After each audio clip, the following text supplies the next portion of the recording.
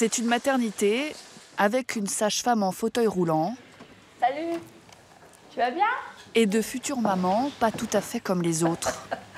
Bon, alors ça y est, c'est le grand jour. Prête. Allongée sur son lit d'hôpital, Anne-Sophie ressemble à n'importe quelle autre femme enceinte. À une différence près. Alors qu'elle doit accoucher dans quelques heures, elle n'a jamais senti son bébé à l'intérieur de son ventre.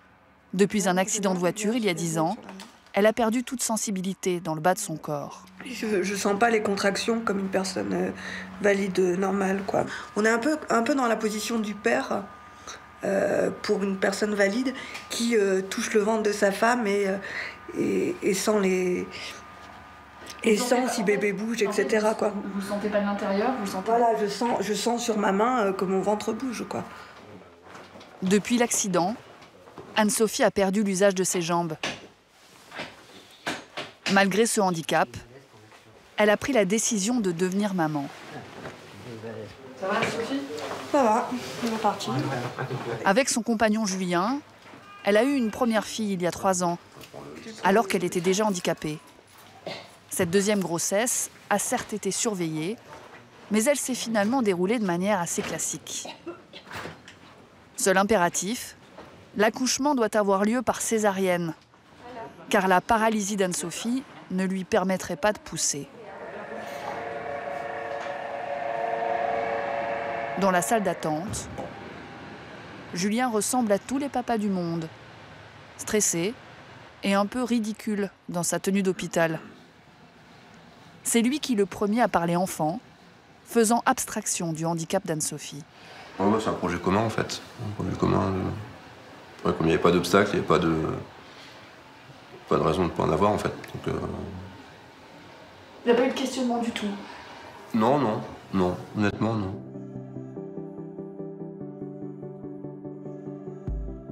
Il est là, papa? Et voilà ma fille. Oh, coucou Pichounette. Elle s'appelle Claire et elle se porte bien. Ça comme ça. Ça va, t'es pas quoi? Là, comme ça. Non, c'est pas drôle là. T'es bien au chaud. Mets la main comme sur la tête. Ça va la rassurer, là, de mettre poser la main sur votre tête.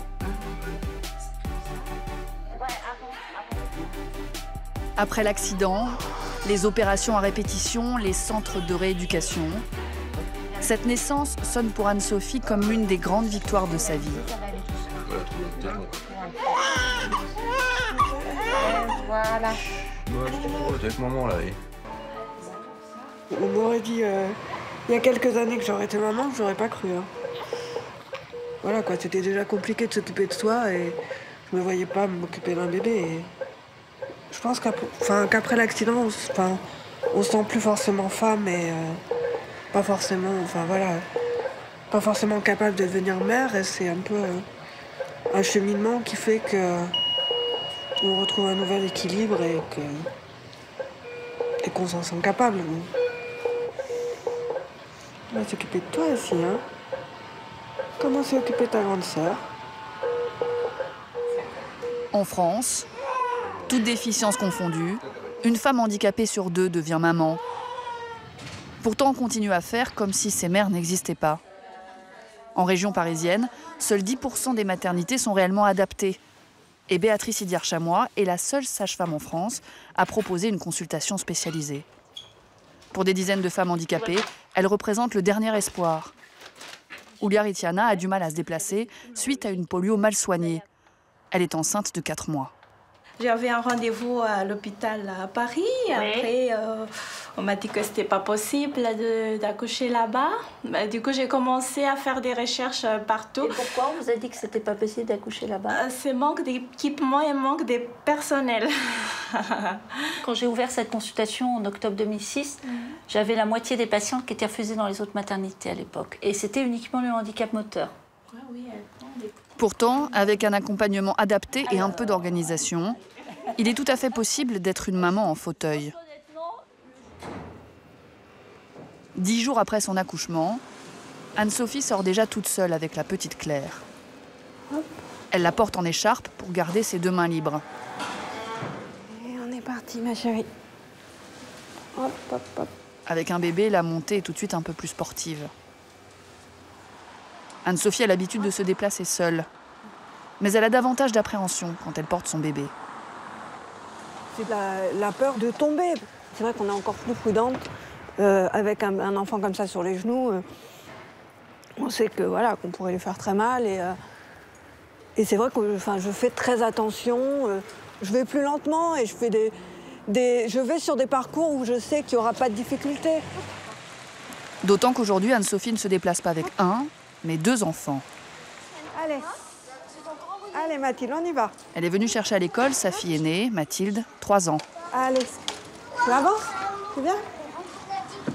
Depuis qu'elle marche, la fillette a appris à suivre sagement le fauteuil de sa maman, quelle que soit la situation. J'attends, hein. Mathilde est sûrement le seul enfant au monde à qui on ne demande pas de tenir la main pour traverser la rue. Là, allez, on traverse.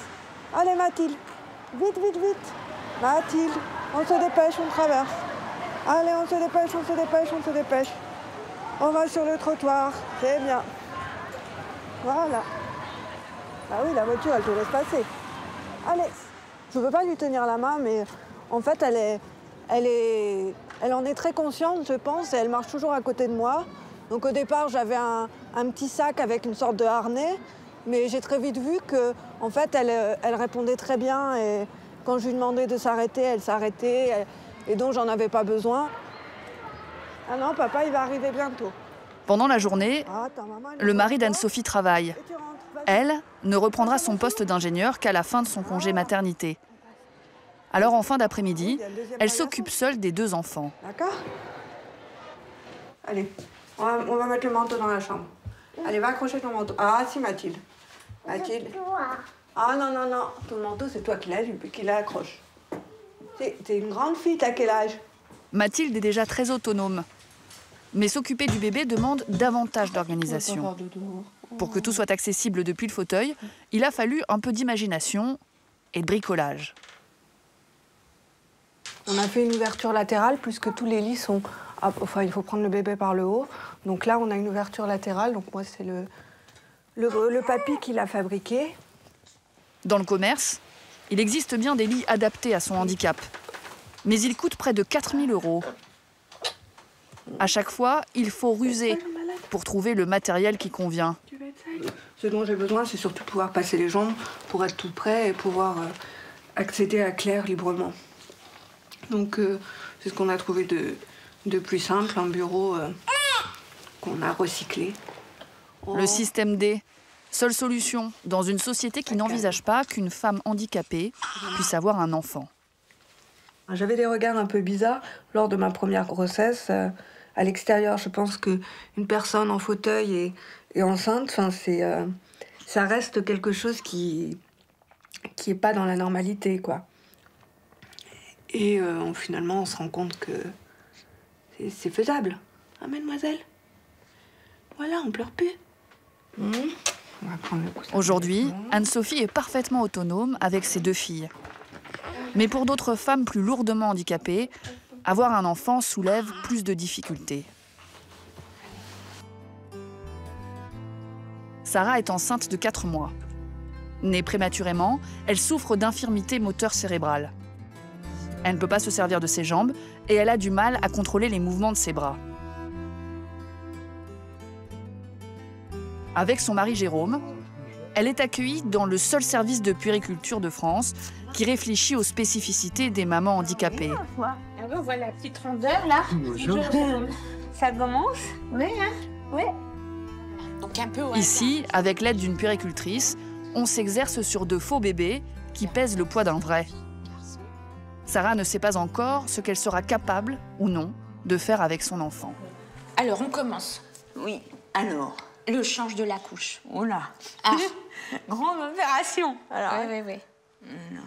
À cause du handicap, Et puis comme les gestes de Sarah manquent de force et de précision.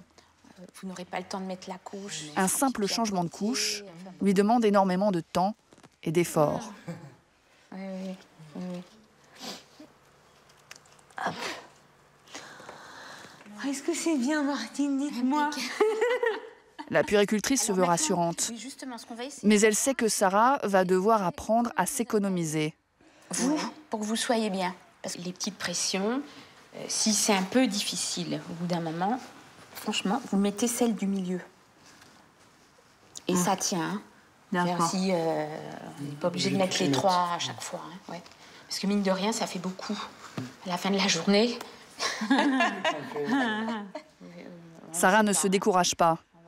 Et après une bonne demi-heure d'essai, grâce au conseil de la puéricultrice, elle semble plus à l'aise dans le changement de couche. Dernier mois. Si on avait un enfant, c'était aussi pour que je sois en mesure de tout faire toute seule parce que je ne veux pas être dépendante de quelqu'un pour m'occuper de mon enfant. Mais la situation la plus délicate et la plus risquée, c'est le transport du bébé. Notamment le maintien de sa tête. Avec tact, la puéricultrice fait comprendre à Sarah qu'au moment du bain, elle aura cette fois besoin de l'aide de son mari. Chez nous, en grandeur nature. Mais il faut quand même bien vous dire, si vous voulez, que pour la majorité des parents, les premiers bains, ils sont ensemble. Bah oui, hein, parce que le papa aime bien être là, et la maman aussi, du coup. Hein. Donc du coup, là, Jérôme, vous pouvez l'aider un peu. À chaque fois, il faut respecter les efforts de Sarah pour être une maman à part entière, Attendez ça, je vais vous rapprocher. sans jamais remettre en cause la sécurité de l'enfant. Encore peut-être. Un peu basse, ouais. C'est-à-dire, ce qu'il y a, c'est qu'il va falloir l'approcher bien. Voilà. Donc, Finalement, la future maman acceptera de se faire aider pour le bain. voilà. OK. D'accord. Parce que c'est bon, là. La salle de bain et la chambre. Sarah est handicapée depuis sa naissance. Elle s'est toujours battue contre ceux qui affirmaient qu'elle ne serait pas capable d'avoir une vie normale. Aujourd'hui, elle travaille comme conseillère sociale dans une caisse de retraite. Elle est mariée. C'était en 2007, oui. Et enceinte. Personne ne peut légalement lui interdire d'avoir un enfant et son handicap n'est pas héréditaire. Mais à l'annonce de la grossesse, le couple a dû faire face aux remarques hostiles d'une partie de son entourage. Enfin, vous vous rendez pas compte, c'est du travail, mais Sarah n'y arrivera jamais toute seule. Il faudra toujours que tu sois là, il faudra toujours qu'il y ait quelqu'un. Et c'est vrai que... C'est Jérôme qui va tout faire, ça a été c'est moi qui vais tout formalisé faire. comme ça. Voilà, ça blesse. Ça blesse, on se dit que, en plus, on prouve depuis bientôt 10 ans qu'on vit tous les deux, qu'on est capable de faire plein de choses. Donc, je vois pas pourquoi certaines personnes s'évertuent à penser que Sarah n'est pas capable de faire ci, de faire ça, et que même c'est un... Enfin, j'ai même entendu, par rapport à notre vie de couple, que c'est un fardeau pour moi, quoi. Bien sûr qu'il faut faire les choses autrement. Ça ne veut pas dire qu'elles ne sont pas faisables. Il faut simplement trouver la bonne méthode pour le faire. Mais ça ne veut pas dire infaisable. Sarah est convaincue de pouvoir assumer pleinement son rôle de maman. Mais comment se sentir mère quand on n'a pas la capacité d'assurer les petits gestes du quotidien? Angéline, on va maintenant s'habiller? Parce que pour aller faire du vélo, il faut aller s'habiller, chérie. Angéline a 2 ans.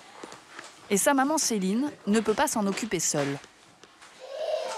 Alors, on choisit tes vêtements doucement, Angéline, on y va. Le matin, quand son mari est au travail, elle se fait assister par Emeline, la marraine de sa fille. L'État n'a prévu aucune auxiliaire de vie pour aider les parents handicapés.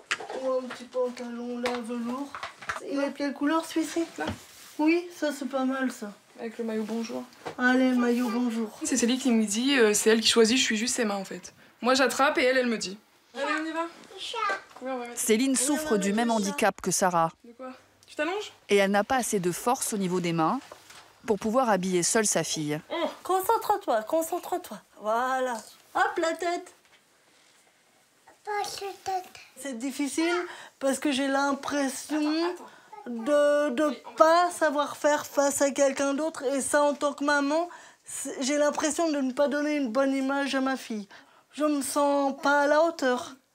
Je me sens un peu diminuée, oui.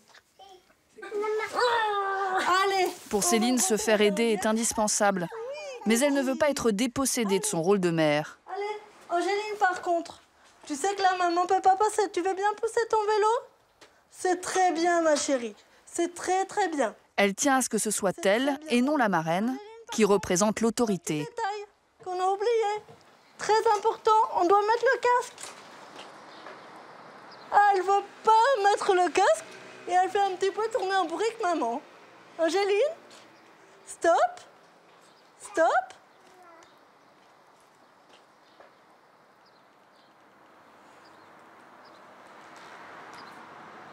Voilà, l'essentiel là, c'est moi qui ai demandé à ce qu'on mette le casque et c'est moi qui ai commencé à le faire. L'important, quand je dis quelque chose, je commence au moins à l'exécuter et ensuite, si j'ai besoin d'un petit coup de main pour finir, Emeline peut très bien continuer.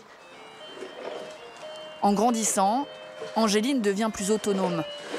Allez, tu entres. Du coup, Céline a franchi une étape et ose depuis quelques mois garder seule sa fille 2 après-midi par semaine. Attends, mon chat. Ces jours-là, le papa rentre à midi préparer le terrain. Céline ne peut pas se baisser, alors Grégory doit faire un peu de rangement. Le bureau, ça passe pour le goûter, enlever toutes les choses qui pouvaient servir de jeu immédiate qu'elle n'a pas le droit de toucher. C'est tout. Et laisser la place pour que le fauteuil puisse venir. Il vérifie aussi que Céline pourra attraper tout ce dont elle a besoin. Des lingettes, en cas, vérifier que les couches, il y a ce qu'il faut. Voilà, la table est OK pour que cet après-midi, ça se passe bien. Mais finalement, celle qui aide le plus Céline, c'est sa fille. Maman se positionne correctement pour bien faire. T'es d'accord, hein, tout ça? Oui, Angéline, pas trop vite. Pas trop vite, s'il te plaît. Oui, on tourne. Angéline s'est adaptée de manière étonnante au handicap. Angéline, elle connaît bien les gestes. La fillette fait ça depuis qu'elle a 10 mois. Saute, ma poule. Hop. Hop là. Et ça y est, Angéline est dans son lit. Vous avez jamais peur de la blesser quand vous faites ça? Non. Non. J'ai eu un peu peur au début. J'ai demandé à Grégory d'être présent les premières fois. Puis j'ai vu qu'elle aimait ça. Donc on a fait ça par jeu. Non, plus. Au départ, un peu n'importe quand dans la journée. Et puis maintenant, c'est pour la sieste. Allez, Angéline. Oui. Papa, il part, ma puce. D'accord? Tout à l'heure, papa. Allez. Je tire sur ton vilain nez. Stop, tranquille. Je t'en supplie.